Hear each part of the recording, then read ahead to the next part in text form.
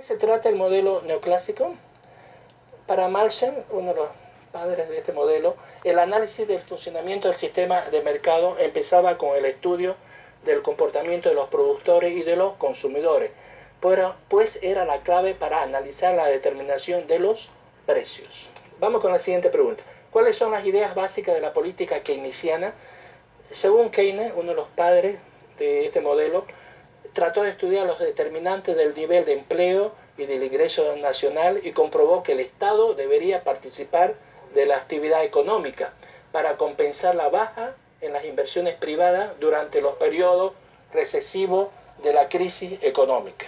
¿Qué nos introduce el estudio de la economía? El estudio de la economía nos introduce al problema de la escasez, en la que la existencia de recursos para satisfacer las necesidades está condicionada a la disponibilidad de estos satisfactores en el medio. Pregunta.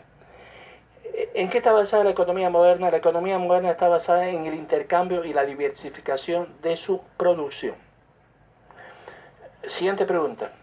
¿Qué es economía según Mankey y Aristóteles? Según Mankey, el término economía proviene de la palabra griega el que administra un hogar.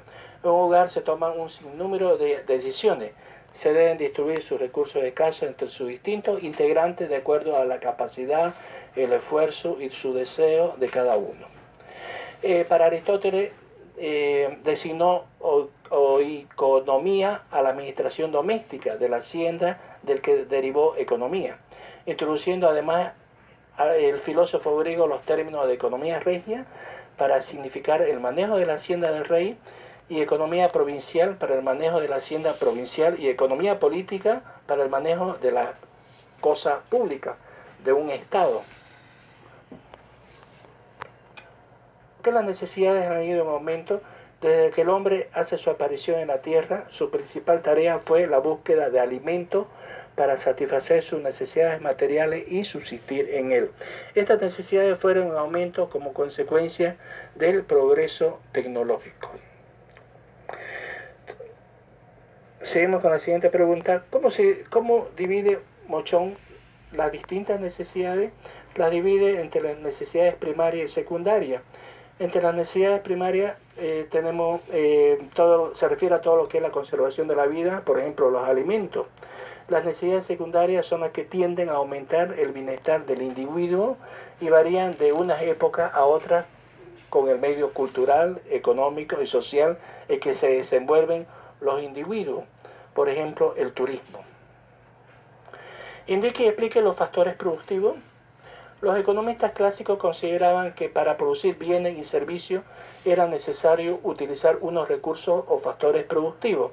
Tenemos la tierra, el trabajo y el capital. Esta clasificación de factores sigue siendo utilizada en la actualidad. La tierra se entiende no solo la tierra agrícola, sino la tierra urbanizada, los recursos mineros y los recursos naturales en general. Por capital se entiende el conjunto de recursos producidos por la mano del hombre que necesitan para fabricar bienes y servicios. Tenemos la maquinaria y las instalaciones industriales. Y por trabajo se entiende a la actividad humana, tanto física o intelectual. En realidad, toda actividad productiva realizada por un ser humano requiere siempre de algún esfuerzo físico y de conocimientos previos. Seguimos con la siguiente pregunta. ¿Qué pensaban los clásicos para crecer económicamente?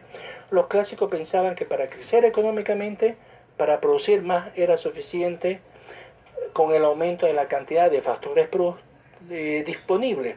Principalmente tenemos el trabajo y el capital. Seguimos con la siguiente pregunta. ¿Qué son los instrumentos económicos?